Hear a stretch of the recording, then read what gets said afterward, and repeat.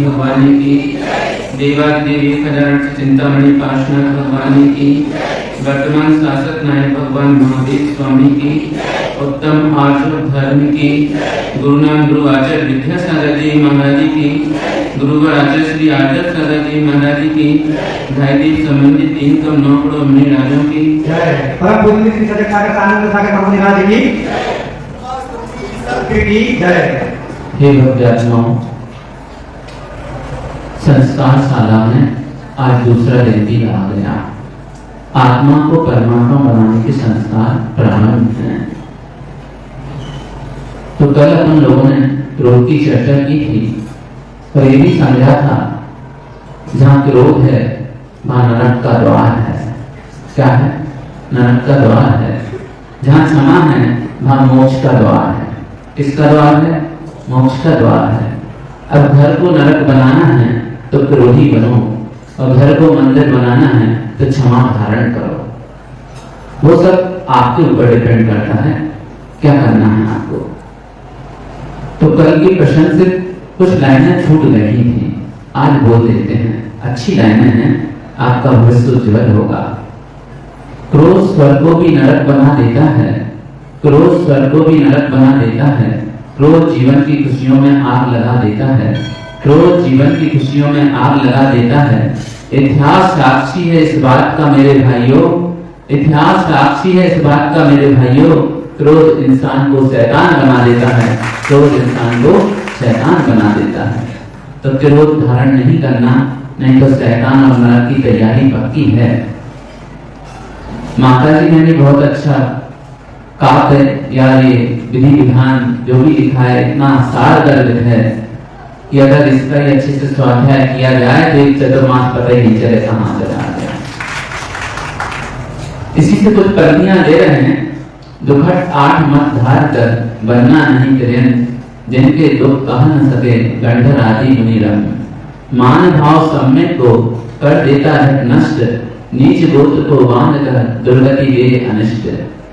जिसके अंदर ये 8 मत रहते हैं वो नियम से दुर्गति का पात्र होता है। त्रिंच आदि में, नरक आदि में जाता है वो व्यक्ति और हमेशा दुखित रहता है। और इस दुख का बखान गंधर परमेष्टि भी नहीं कर सकते, इतना दुखित होता हो। तो विचार करना चाहिए जिनके अंदर मान कसाय है। और आजकल मान कसाय का तो मनुष्य पर्याय में कौन सी कसाय मुक्त है? मान कसाय है। मान कसाय का पुतला है ये। मान भाव सम्यक को नष्ट कर देता है। जैसे ईमान का आपके नाम बाहुलता आई, प्रारंभ हुआ, उसी समय सम्यक दर्शन गौण होने लगा और एक समय आता है वो चला भी जाता है। और नीच बोध को बांध कर दुर्गति में जाते हैं लोग।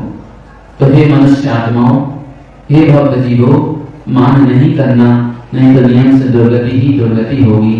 और अनादिकाल से मान को तो लिए है ये मनुष्य, और उसका फल क्या मिल रहा है? दर दर की ठोकरें खा रहा है। तो आज तो सहज सरल हो जाना, जितने सरल होंगे उतना सा आनंद आएगा कि नहीं आएगा। तो मान, अहंकार कहो, घमंड कहो, मत कहो, सब एकार्थवाची हैं। देखो जैसे बाल्टी अपन कुएं में डालते हैं, सीधी बाल्टी कभी भराती है क्या? नहीं भराती है, उसको झुकना पड़ता है। सतह पर पूरा झुक जाती है तब उसमें पानी का प्रवेश होता है। अब वो अहंकार के वशीभूत होकर के सीधी की सीधी रहे तो कभी बाल्टी नहीं भर सकती है। ऐसे ही अहंकार के वशीभूत होकर के मर चले हैं। कितने मत मारीची के जीवन में तो 363 चलाए और भी मत चले एक के बाद एक। मैं मूल में क्या था? केवल एक जैन धर्म ही था। केवल जैन धर्म के अलावा दूसरा कोई मत ही नहीं था। मगर मान कसाय के वशीभूत होकर के सबने अपना अपना करते गए और आज ये हो गया। क्या हुआ? जब भरत ने नया नया चलाया और समूसर ने पूछा भगवान ऐसी व्यवस्था हो गई अब क्या होगा? तो देशना में आया सबसे ज्यादा घात नुकसान करने वाला धर्म का ये ही होगा। और देख भी रहे हैं कि नहीं देख रहे हैं? अब मन में तो मत भूलो तुम लोग, जो यथार्थ है उसको जानो समझो और अंतर में धारण कर लो तो मान नहीं आएगा। और जहां अपनी मन की चलाओगे तो मान कसाय को पुष्ट करने के लिए धर्म को तो गौण कर दोगे और पाप आश्रय करते रहोगे। कि नहीं कर रहे हो?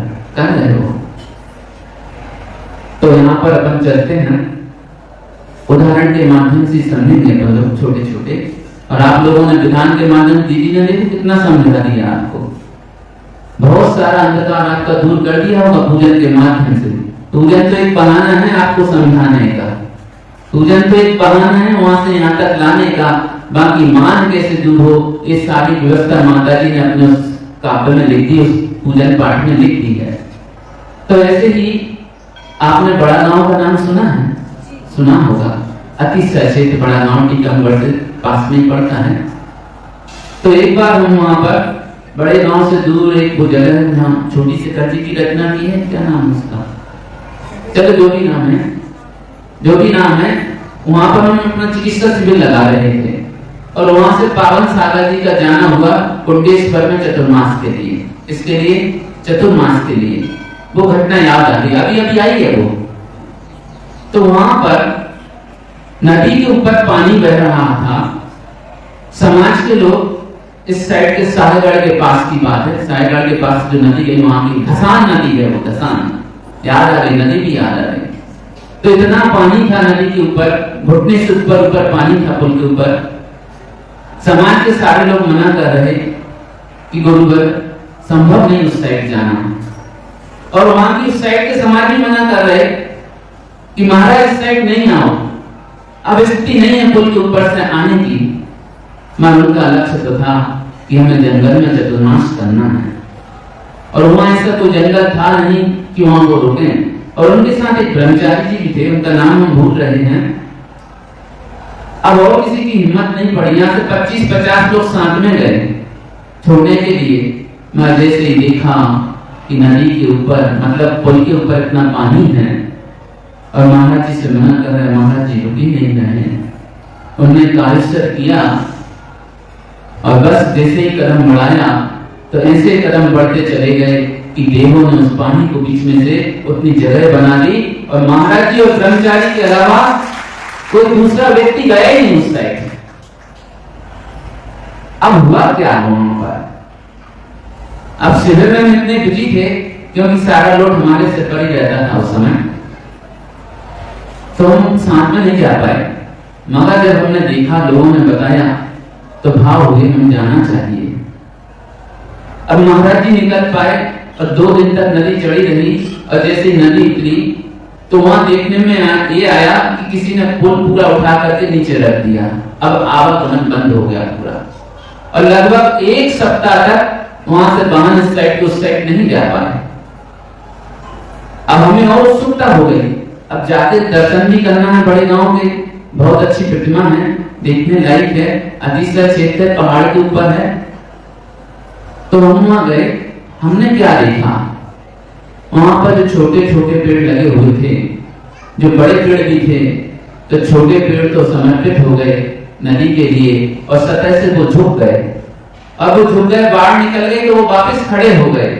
और जो अहंकार के वशीभूत होकर के बड़े बड़े पेड़ खड़े हुए थे, उनमें एक बड़का पेड़ बहुत बड़ा था। और बड़का पेड़ तो आप जानते हो, बढ़िया। तो मैं जड़ के उखड़ के अहंकार के वशीभूत होकर के खड़ा था। अगर उसके अंदर झुकने के भाव हो जाते, अगर झुकने की सामर्थ्य होती उस समय, अगर वो पेड़ झुक जाता तो जड़ से नहीं उखड़ता, वापस वो खड़ा हो जाता। और बस वहां देखा हमने वो पेड़ शीर्षासन लगा रहा है, उल्टा ऐसे जड़ उसकी साड़ी ऊपर और वो नीचे। ऐसे ही मानी व्यक्तियों की स्थिति होती है जब मान का सार लोग भूल जाता है और इंसान को इंसान नहीं समझता है और 100 सुनार की एक।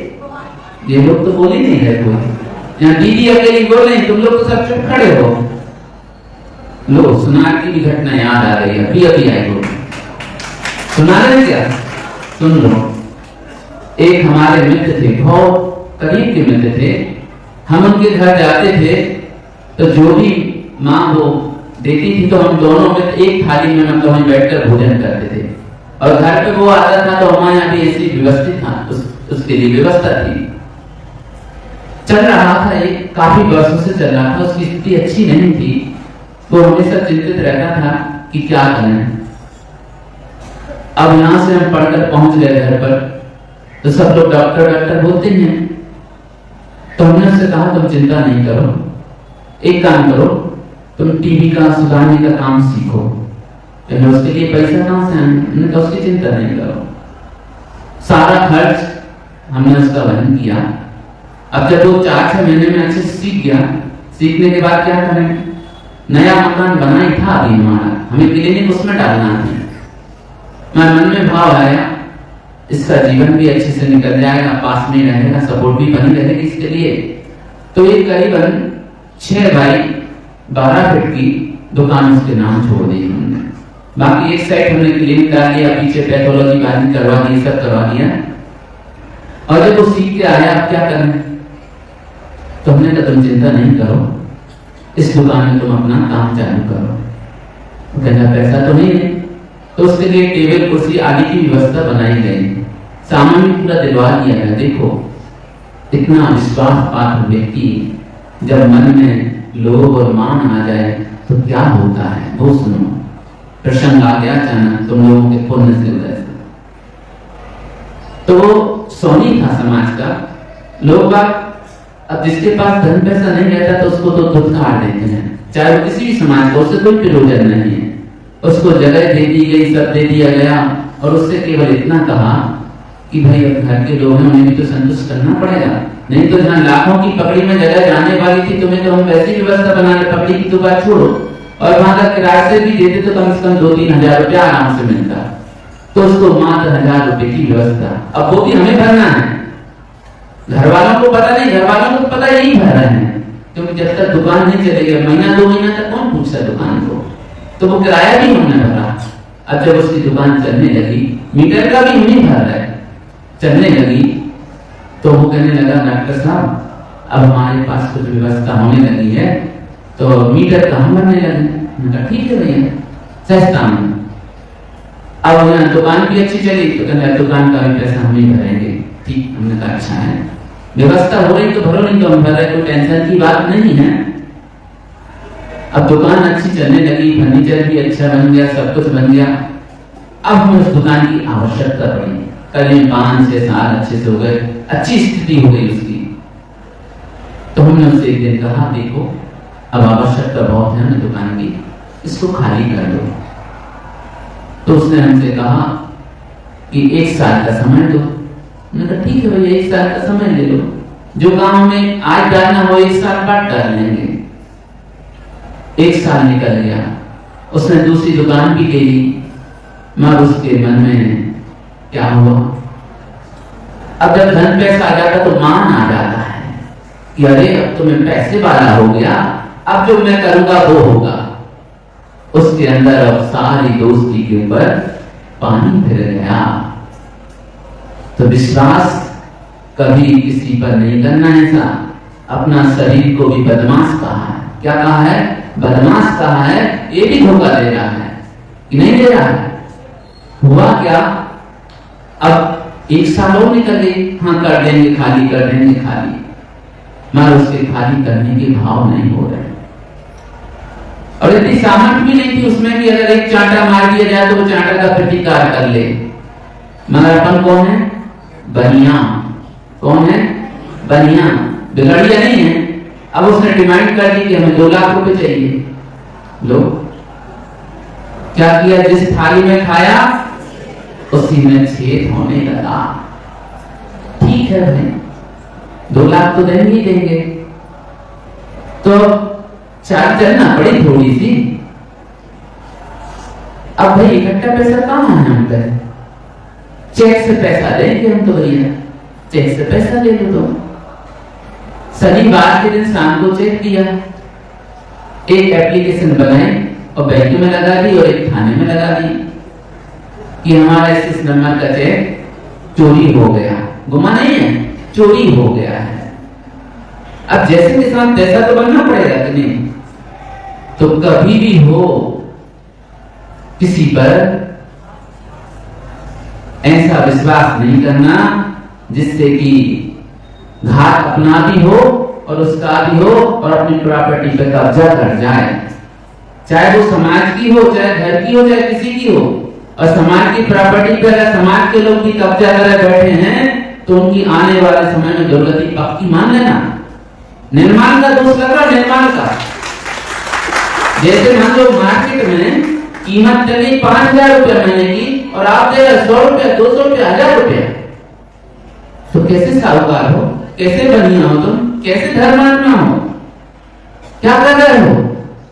पूजन पाठ नहीं करो तो भी चल जाएगा, वहां निर्माण का दोष मत खाओ। निर्माण के दोषी महादुखदायी होता है। और हमने सुना आपके यहाँ तो बहुत सारी प्रॉपर्टी दिखाते हैं, आगे बात आते हैं महाराज ये अपना है, ये अपना है, ये अपनी समाज की दुकान है, सब कुछ है। हम बड़े खुश होते हैं, देखो अच्छा समाज का ही तो है। मारे भक्तात्माओं मान के बसीभूत होकर के क्या कर रहे हो? जो जितना जैसा है वैसा देना। आज तो तुम्हारा पुण्य है, कल के दिन पुण्य क्षीण हो रहा है कि नहीं हो रहा? हो ही रहा है। तो जैसे वो पूरा पेड़ उखड़ के फिर गया था मान कसाय के वशीभूत होकर के, तो एक दिन क्या होगा? मानी हमेशा दुखित रहेगा। 100 सुनार की वो सुनार याद आ गया तो सुनार की हमने घटना सुना दी आपको। ना सुनार याद आता ना घटना सुनाते। पहले तो मुंडे नहीं था हमारा, लोहार की कैसी है? सुन लो दीदी, कहें लोहार की कैसी है वो तो बता दो। अब जब वो सुनार कोई गहना बनाता है तो टुक टुक टुक टुक करता रहता है, धीरे धीरे चोट मारता, जोर से तो मारता ही नहीं है। जोर से चोट मार दे तो जो डिजाइन उसको देना वो डिजाइन नहीं आएगी। और जो लोहार के पास कोई जैसे छैनी या तोड़ा कुछ भी बजाने के लिए भेजते हैं तो पहले वो क्या करता है? गरम करता है उसको अच्छे से, क्योंकि उसको इतना सॉफ्ट बनाना पड़ेगा। और जब गरम करने के बाद उसके ऊपर एक हथौड़ा जोर से पटकता है तो वो जो आकृति वो चाहता है उस आकृति की ओर उसका ढलना प्रारंभ हो जाता है एक हथौड़े में। इसलिए कहावत हो गई 100 सुनार की और एक लोहार की। तो आप लोग की समझ रहे हो भैया, ये कहावत इसीलिए ना जाने तुम लोग के पुण्य से निकल आई हो तो खजाने में से। अब अपन आगे चलते हैं। मृदुता का भाव ही मांडव है। तो हे भव्य आत्माओं, देखो मक्खी में कितना अहंकार है कि नहीं है।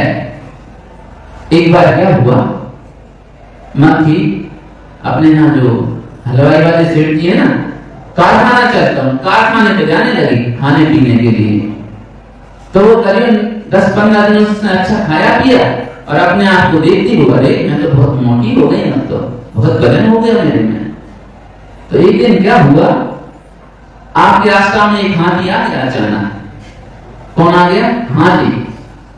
अब हाथी आ गया तो हाथी मक्खी के ऊपर बैठी और चलने लगी।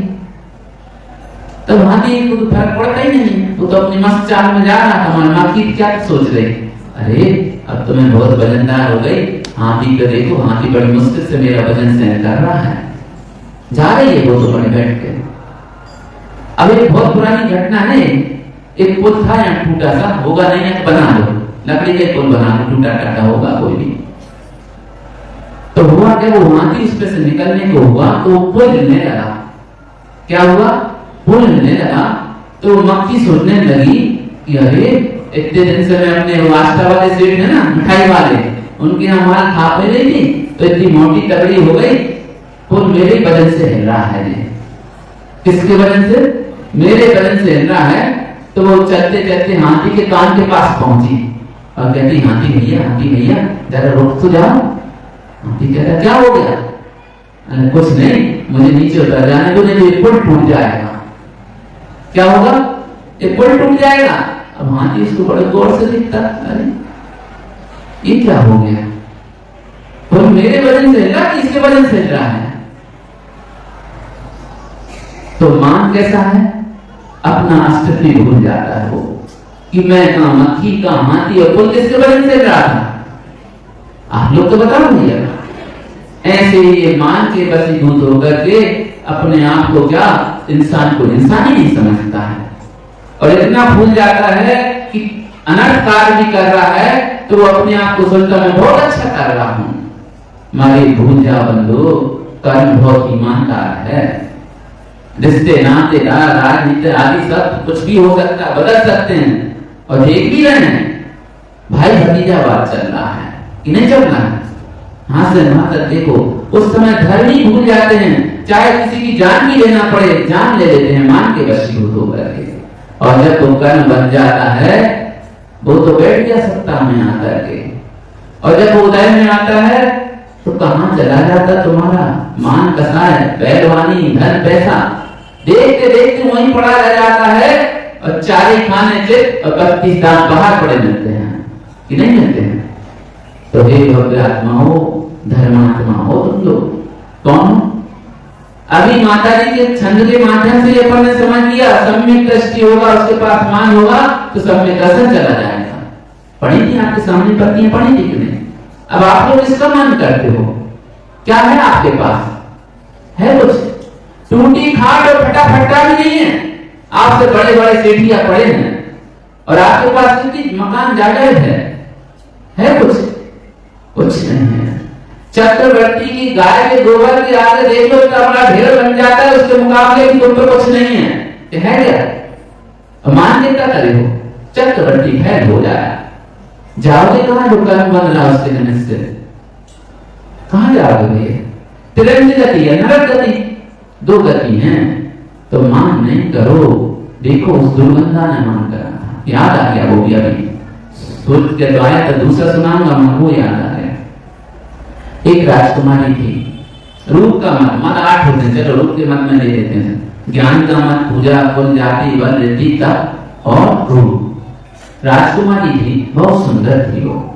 राजकुमारी तो सुंदर होगी होगी, तो ऐना के सामने खड़े होकर के अपना चेहरा संभाल रही थी, पटियां पाड़ रही थी। क्या बोलते हैं? पटियां पाड़ रही थी, बाल संभाल रही थी, और सामने से एक मुनिराज जा रहे थे, और उनका बिल उस ऐना में पड़ रहा था। और जैसे ही उसने देखा, उस ऐना के ऊपर थूक दिया। किसके वशीभूत होकर के? मान के वशीभूत होकर के, मैं कितनी रूपवान हूं, सुंदर हूं। हुआ क्या फिर? आप लोग भी कितने सुंदर हैं, और ज्यादा सुंदर बनाने के लिए लिपस्टिक लगा लेते हैं, और जो लिपस्टिक लगा रहा है उसकी दुर्गति पक्की है कि सदगति होगी? बताओ, आपने लिपस्टिक लगाई किसके मन को रंजाए करने के लिए? बताओ तो सही, दूसरे के मन की रंजाए करने के लिए। फिर आपका ब्रह्मचर्य व्रत कहां रहा? सौदागर संतोषी कहां रहा?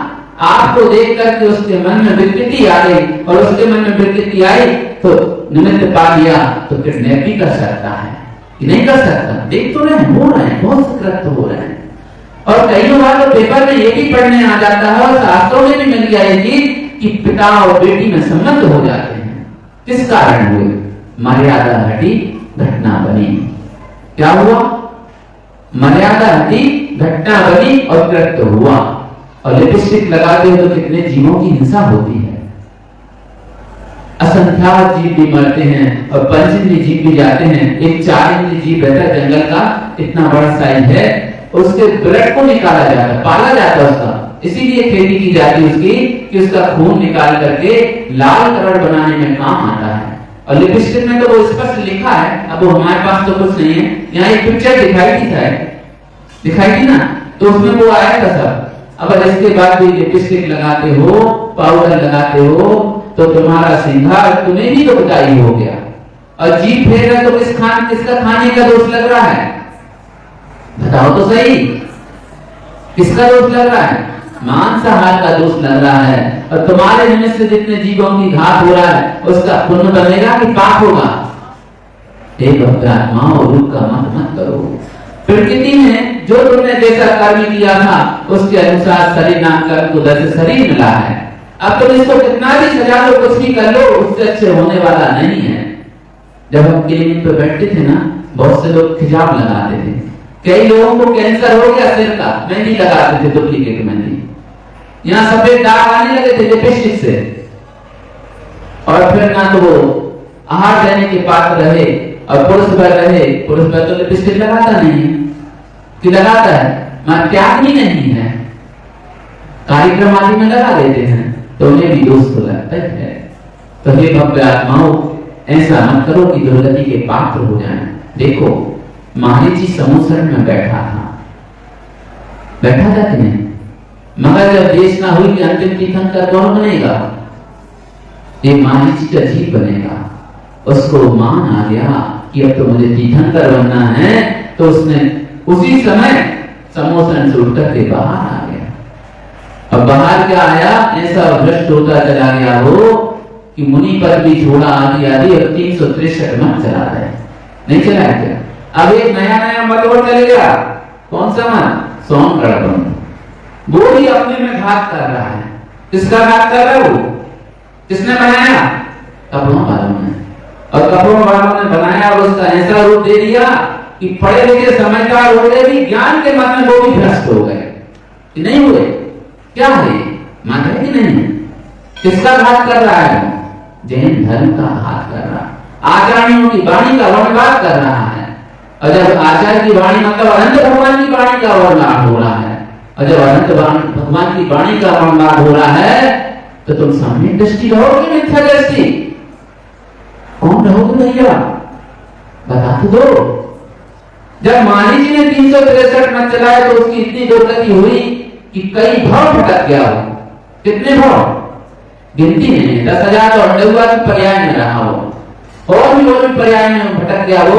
और अगर वो मत नहीं चलाता तो फिर क्या होता? उसी समय भी मोक्ष चला जाता।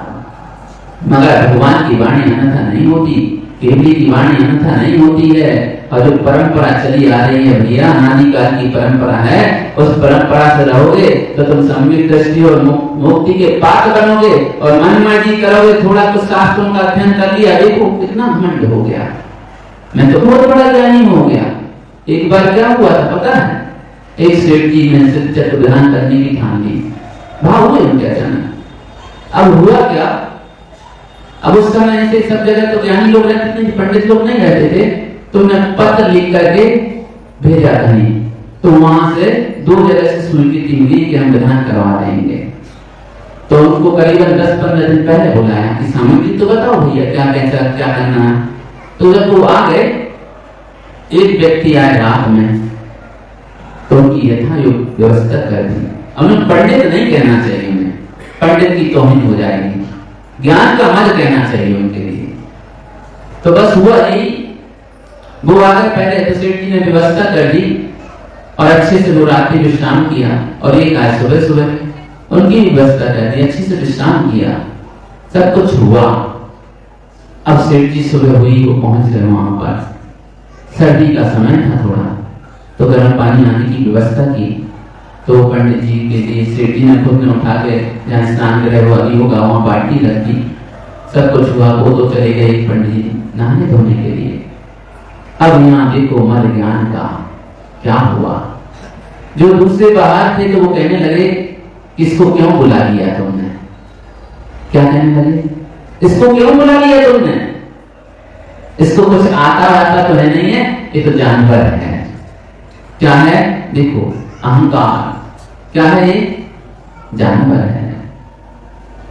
बहुत बड़ी बेवकूफी कर लेते हैं, सब तो निकल जाते हैं मुंह से, बाद में जब उनके ऊपर वही घटित होता है तब आंखें खुलती हैं कि क्या हो रहा है। हुआ ये, अब वो बाहर आ गए, वो अंदर गए, तो वो भी ये कहने लगे। भावना का देखो कितना प्रभाव पड़ता है, जो जैसे अपन भावना भाते हैं उसका प्रतिक्रिया लगेगा सामने वाले पे होने लगती है। अब उसे भी कुछ ऐसा था नहीं, सहजता में था वो जैसे ही बाहर आए तो सेठ जी पूछने लगे कैसा क्या करना पड़ेगा, एक और पंडित जी आए हैं।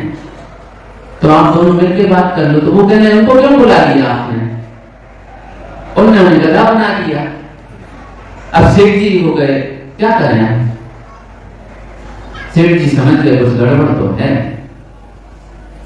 और सेठ जी सोच रखे थे कि ऐसा ध्यान करना है कि पूरे गांव में, समाज में 8 दिन के लिए सारी व्यवस्थाएं हमारी तरफ से। अब जब ये स्थिति बन गई तो सेठ जी चुप रह गए वहां पर। अब भोजन की बेला भी आई तो सेठ जी ने क्या किया? एक को थाली में चारा रख दिया, एक को सानी रख दी, खाइए साहब, भोजन करो। सेठ जी ये क्या मजाक कर रहे हैं? सेठ जी कहते हैं मजाक नहीं कर रहे हैं, आप ही लोगों ने एक दूसरे की पहचान बताई है हमें, उस पहचान के अनुसार हम हाथ करवा रहे हैं। तो ये किसका मत था? किसका मत था? ज्ञान का मत था। तो हे भव्य आत्माओं, मद तो दुख के कारण है, चाहे पूजा का हो, चाहे ज्ञान का हो, चाहे बल का हो, किसकी का भी हो। टाइम तो हो गया, हम घड़ी नहीं दी। जय बोलो पंच परमेश्वरी भगवान की।